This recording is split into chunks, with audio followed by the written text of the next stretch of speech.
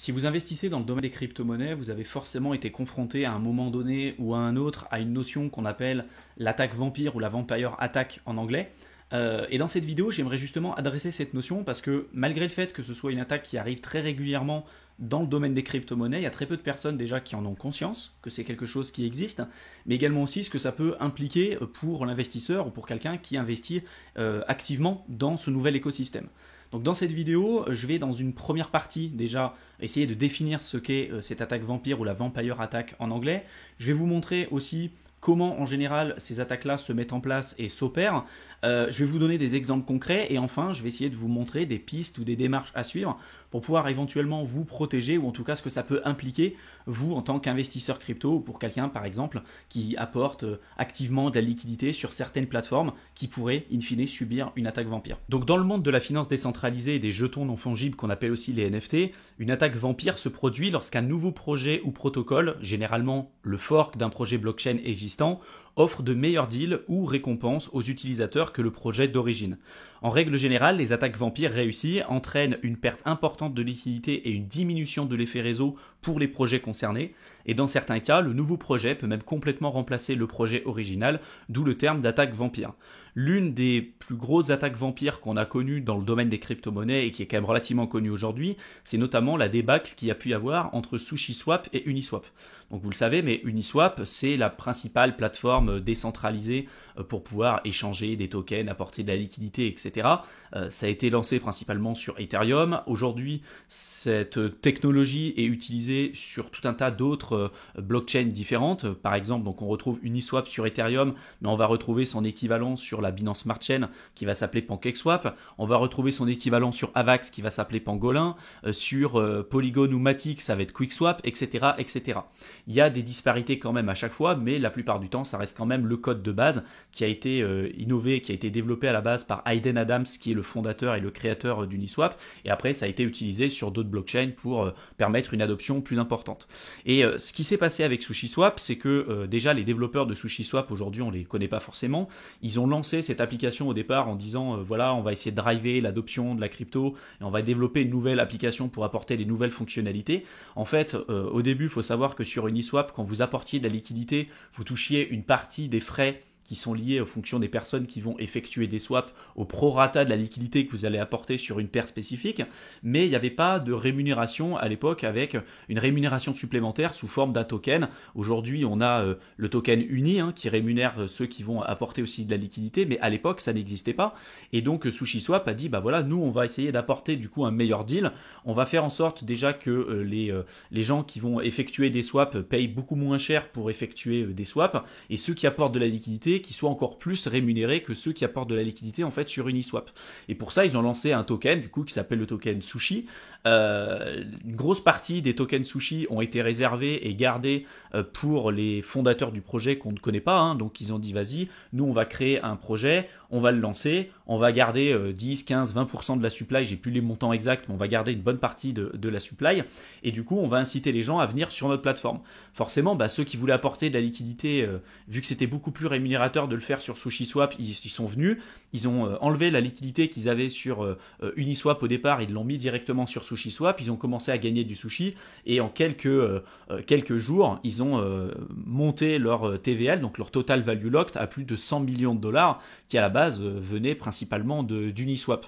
Et donc ça a permis de faire énormément augmenter le cours du token Sushi jusqu'au moment où les principaux développeurs du projet SushiSwap ont décidé de dumper presque l'intégralité de leurs tokens et de les transformer directement en Ether.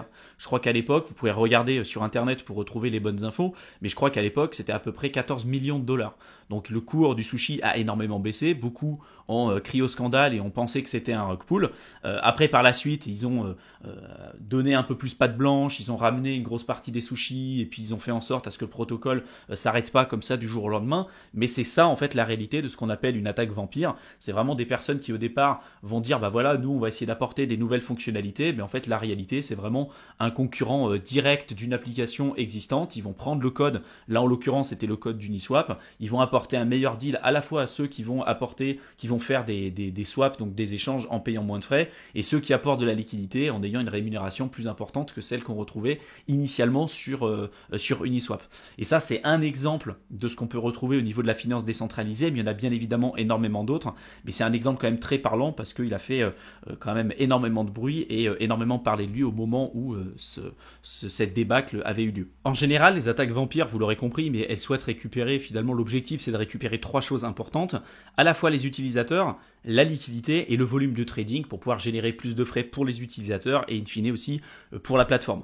Donc j'ai remis juste en dessous ce qui s'était passé avec SushiSwap. L'objectif c'était d'apporter un meilleur deal pour ceux qui voulaient trader et apporter de la liquidité. Donc en quelques jours seulement, en quelques heures, ils ont pu récupérer plus de 150 millions de liquidités qui étaient présents à la base sur Uniswap et qui a été importé directement sur le protocole.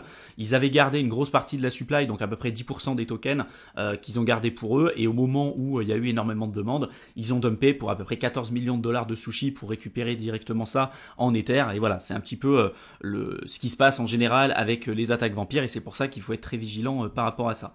Il y a exactement la même chose qui s'est déroulée sur le marché des NFT avec OpenSea et Blur.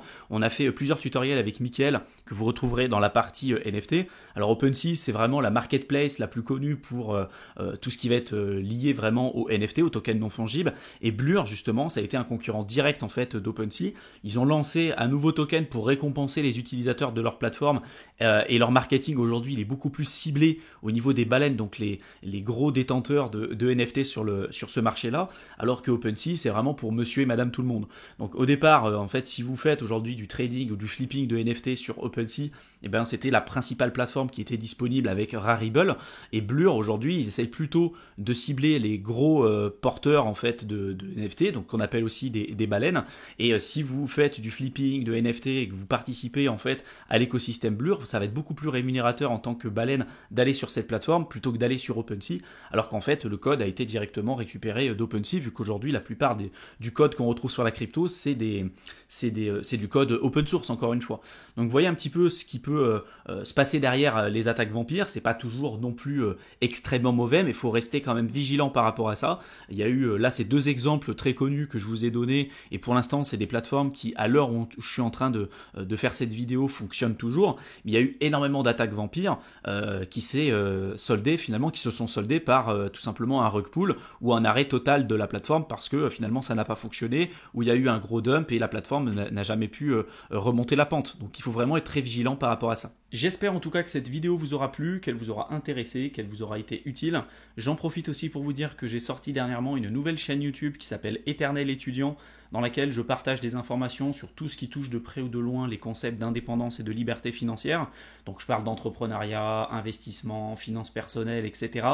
Sur cette chaîne, on va rester axé sur le secteur des crypto-monnaies, mais en tout cas, si vous vous intéressez à ces sujets-là, je vous invite à vous abonner à la seconde chaîne et je vous mettrai le lien dans la barre d'infos. Et également, pour tous ceux qui veulent profiter de ces périodes-là pour pouvoir se former, on vous a préparé un programme de formation avec Mickaël de plusieurs heures que vous pouvez rejoindre. Pareil, vous avez le lien dans la barre d'infos. Vous cliquez dessus, vous allez être redirigé sur une page. Là, vous pourrez vous créer un compte. Vous mettez votre adresse mail, vous mettez également aussi un mot de passe. Et ensuite, vous pourrez vous connecter à votre espace membre pour pouvoir suivre finalement la formation. Je vous souhaite une excellente fin de journée et je vous retrouve dans une prochaine vidéo. À bientôt.